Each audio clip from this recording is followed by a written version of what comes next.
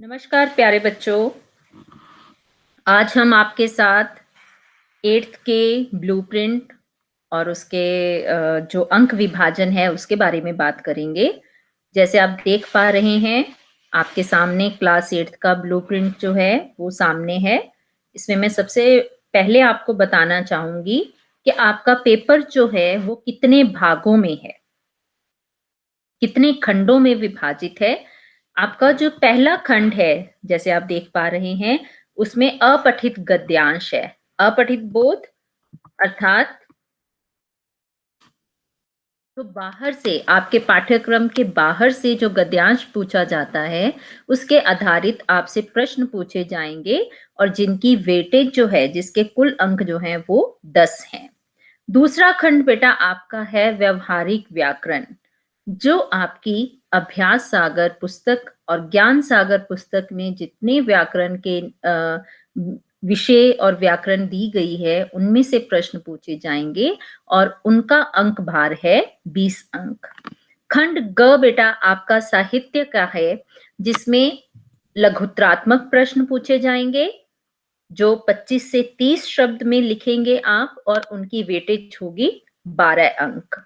और दूसरी प्रकार के लघुत्रात्मक प्रश्न जो 3 अंक के होते हैं, उनका कुल अंक भार होगा 9 अंक। उसके बाद निबंधात्मक प्रश्न पूछे जाएंगे जो 60 से 80 शब्दों में आपको लिखने हैं। उनका कुल अंक भार है 9, जिसमें 4 अंक और 5 अंक के प्रश्न जो हैं वो पूछे जाएंगे। उसके बाद आपके पेपर में बेटा एक और खंड है घ, खंड घ, जिसमें रचनात्मक लेखन, आपकी जो राइटिंग स्किल्स हैं वो आती हैं, जिनको लिखने के लिए आपकी शब्द सीमा जो है वो 80 से 100 शब्दों की होती है। आपके रचनात्मक लेखन में जो विषय आएंगे वो हैं अनुच्छेद लेखन, पत्र लेखन, सूचना लेखन और संवाद लेखन। 4 तरह के लेखन जो है वो आपसे पूछे जाएंगे। 5 अंक प्रत्येक लेखन कौशल के लिए निर्धारित है और उनका कुल अंक भार है 20 अंक।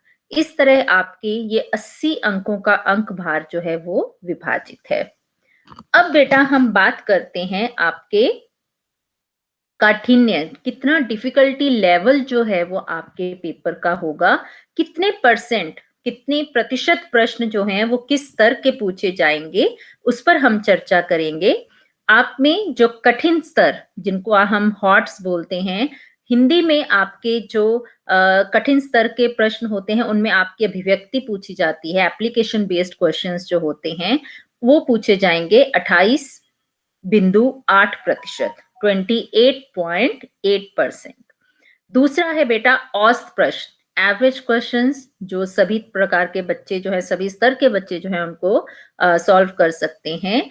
उनका प्रतिशत है 51.2%, 51.2% जो है वो एवरेज क्वेश्चंस जो हैं वो पूछे जाएंगे। और तीसरा प्रकार आता है सरल प्रश्न, जो बिल्कुल आसान होते हैं, इजी उनका लेवल होता है, वो है आपका 20%।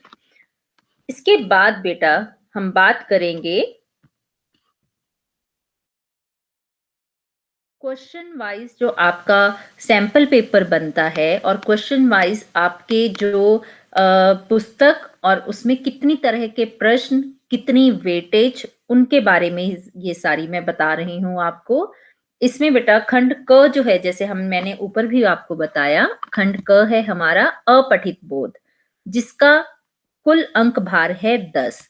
इसमें जैसे आप ऊपर देख पा रहे हो, सबसे पहले है आपका क्रम, मैंने लिखा हुआ है विषय, कितने हमारे खंडों में कौन कौन से विषय के कितने अंक हैं और वो कैसे आएंगे। यहाँ पर मैं थोड़ा आपको बताना चाहूंगी, VSL अर्थात वेरी शॉर्ट आंसर्स जो होते हैं उनको बोला जाता है, और VS2 मतलब वेरी शॉर्ट आंसर्स टाइप 2, जिसमें 1 अंक के प्रश्न जिनका आपने 1 शब्दों में या 1 वाक्य में भी उसका उत्तर हो सकता है, इससे अधिक उत्तर जो है वो आपने उसका नहीं लिखना है। शॉर्ट आंसर 1 अर्थात 2 अंकों के जो प्रश्न हैं उनको बोला जाता है। शॉर्ट आंसर 2 अर्थात 3 अंक का ये प्रश्न जो है यहाँ पर पूछा जाएगा। आधे अंक के कितने प्रश्न पूछे जाएंगे वो नीचे बताया गया है। उसके बाद 1 अंक के कितने प्रश्न हैं वो इस पंक्ति में बताए गए हैं और 2 अंक के प्रश्न जो हैं वो इस पंक्ति में बताए गए हैं। 3 अंक के कितने प्रश्न पूछे जाएंगे? 4 अंक के लॉन्ग आंसर्स जिन्हें हम कहते हैं निबंधात्मक प्रश्न हम जिन्हें कहते हैं वो पूछे जाएंगे और लॉन्ग आंसर्स 2 अर्थात 5 अंक के जो प्रश्न हैं जिनमें आपके रचनात्मक लेखन के प्रश्न आते हैं वो कितने पूछे जाएंगे। अब हम यहाँ पर बात करें अनुस्वार अनुनासिक की। सबसे पहले मैंने आपसे बात की अपठित गद्यांश की। अपठित गद्यांश जो है वो आपका 2 अंक के 5 प्रश्न जो हैं वो आपसे पूछे जाएंगे। तो कुल अंक कितने हो गए?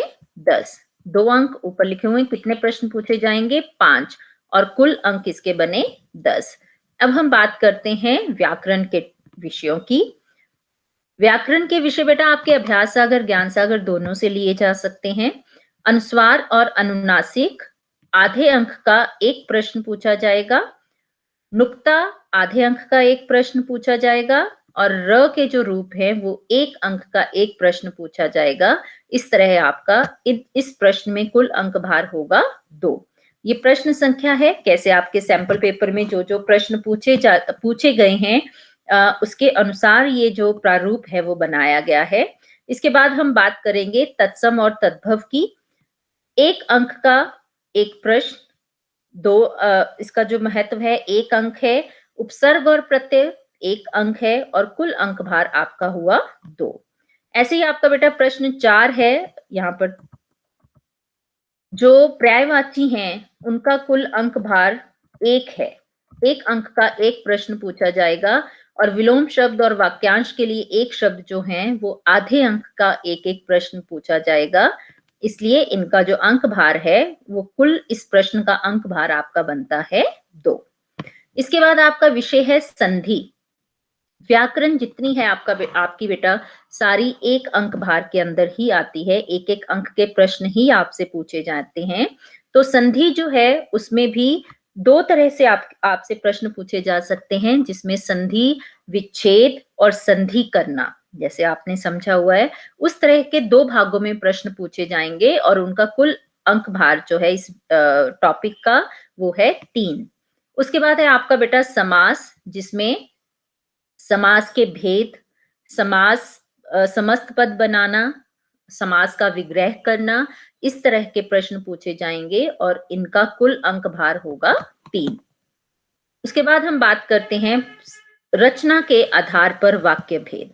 रचना के आधार पर वाक्य भेद अर्थात आपके सरल, संयुक्त, मिश्रित वाक्य जो हैं उनका अंक भार है 2 और अर्थ के आधार पर वाक्य भेद जिसमें आपके विधानवाचक वाक्य या उसमें विस्मयादि बोधक वाक्य हैं, प्रश्न सूचक वाक्य हैं, उस विषय का अंक भार है 1। वाक्य शुद्धिकरण का अंक भार है 1 और विराम चिन्ह का अंक भार है 1। तो कुल अंक भार इसका हुआ 5। इसके बाद हम बात करते हैं मुहावरों की। मुहावरों का अंक भार है 1 और अलंकार जो है वो आपका 2 अंक के अंदर 1 प्रश्न अंतर्गत 1 प्रश्न पूछा जाएगा और अलंकार का कुल अंक भार होगा 2। अब हम बात करते हैं हमारे साहित्य भाग की अर्थात हमारी ज्ञान सागर पुस्तक की। आपको जैसे पता है ज्ञान सागर पुस्तक के अंतर्गत पद्य और गद्य 2 भाग आते हैं। पद्य अर्थात हमारी कविताएं और गद्य अर्थात हमारे पाठ जिनमें कहानी, नाटक, जीवनी जो आती है, संस्मरण जो आते हैं उसे हम कहते हैं गद्य भाग। अब इसमें से किस तरह के प्रश्न पूछे जाएंगे? जो आपका पद्य भाग है जैसे आप देख पा रहे हो उसमें सबसे पहले 2 अंक के 3 प्रश्न पूछे जाएंगे जिनका कुल अंक भार होगा 6। उसके बाद आपका पद्य भाग में से 1 प्रश्न पूछा जाएगा 4 अंक का, तो कुल अंक भार हुआ 4। तो इस तरह जैसे आप देख पा रहे हो आपके जो कविताएं हैं, जो पद्य भाग है, उनका कुल अंक भार 10 अंक है। इसके बाद हम बात करते हैं हमारे चैप्टर्स की, हमारे गद्य भाग की। चैप्टर्स में से आप ध्यान दे पा रहे हो जैसे चैप्टर्स में से पूछे जाएंगे सबसे पहले 2 अंक के 3 प्रश्न, जैसे आप देख पा रहे हो 2 अंक के 3 प्रश्न अर्थात कुल अंक भार हुआ 6। उसके बाद आपसे पूछे जाएंगे 3 अंक के 3 प्रश्न जिनका कुल अंक भार होगा 9 और एक प्रश्न आपसे पूछा जाएगा 5 अंक का जिसका कुल अंक भार होगा 5। तो इस तरह आपका जो गद्य भाग है उसका कुल अंक भार होगा 20 अंक। तो हमारे साहित्य में से कुल 30 अंक में से 10 अंक जो हैं वो पद्य भाग को विभाजित किए गए हैं और जो 20 अंक हैं वो गद्य भाग को दिए गए हैं। यहाँ पर एक छोटी सी बात बेटा मैं आपको बताना चाहूंगी, जो 4 अंक और 5 अंक के जो प्रश्न होते हैं वो अधिकतर आपके, और 3 अंक के भी यहाँ तक, उनमें अधिकतर पाठ से प्रश्न पूछकर साथ में जीवन मूल्य पर प्रश्न जिनमें आप अपनी अभिव्यक्ति, आप उनके बारे में क्या सोचते हो, पाठ की शिक्षा अर्थात हमारे जो हैं एप्लीकेशन बेस्ड जो हमारे प्रश्न हैं वो इनमें इनके अंतर्गत आते हैं। इसके बाद हम बात करेंगे रचनात्मक लेखन की, राइटिंग स्किल्स, जो पूरी आपकी अभिव्यक्ति, आपके ज्ञान, आपके बोध पर आधारित होते हैं। सबसे पहले है अनुच्छेद लेखन, जिसका एक प्रश्न पूछा जाएगा 5 अंक का, कुल अंक भार होगा 5। पत्र लेखन, एक प्रश्न पूछा जाएगा और कुल अंक भार होगा 5। यहाँ पर बेटा मैं ये बताना चाहूंगी, अनुच्छेद और पत्र में आपके पास चॉइस विकल्प जो हैं वो अवश्य दिए जाते हैं, और जो 4 अंक और 5 अंक के प्रश्न होते हैं गद्य भाग में और पद्य भाग के भी, उनमें भी विकल्प जो हैं वो पूछे जाएंगे, जो आपके सैंपल पेपर में, आपकी जो सैंपल बुकलेट आपको मिली है उसमें भी बताया गया है। उसके बाद बेटा आपके पास आते हैं सूचना लेखन। सूचना लेखन का कुल अंक भार, एक प्रश्न पूछा जाएगा जिसका कुल अंक भार होगा 5 अंक। संवाद लेखन भी 5 अंक का एक प्रश्न पूछा जाएगा। इस तरह 4 प्रश्न जो हैं वो हमारे रचनात्मक लेखन के अंतर्गत आते हैं, और 5 अंक का कुल अंक, 5 अंक के 4 प्रश्न पूछे जाएंगे, तो हमारा कुल अंक भार होगा 20 अंक। तो इस तरह आधे अंक के जो वेटेज है वो 2 अंक है। 2 अंक के जो प्रश्न, 1 अंक के जो प्रश्न पूछे जा रहे हैं उनका कुल 16 अंक जो हैं वो 1 अंक के अंतर्गत आते हैं। 24 अंक जो हैं वो 2 अंक के अंतर्गत आते हैं, अर्थात तक निकटतम 12 प्रश्न जो हैं वो 2 अंक के पूछे जाएंगे। 3 अंक के 3 प्रश्न पूछे जाएंगे, कुल अंक भार 9 हो जाएगा। एक प्रश्न जो है वो 4 अंक का पूछा जाएगा जिसका कुल अंक भार 4 हो जाएगा। 5 प्रश्न जो हैं वो 5 अंक के पूछे जाएंगे जिनसे कुल अंक भार जो है वो हमारा हो जाएगा 25, और टोटल जो कुल अंक का हमारा जो पेपर है वो है 80 अंक का। यहाँ पर बच्चे आप लोगों ने ये अवश्य ध्यान रखना है कि आपने प्रश्न जब लिखने हैं उनको कितने शब्दों के अंतर्गत लिखना है, अपने कैसे कौशल है, प्रश्नों को ध्यान से पढ़ना है, उसके अनुसार आपने अपना पेपर जो है वो करना है।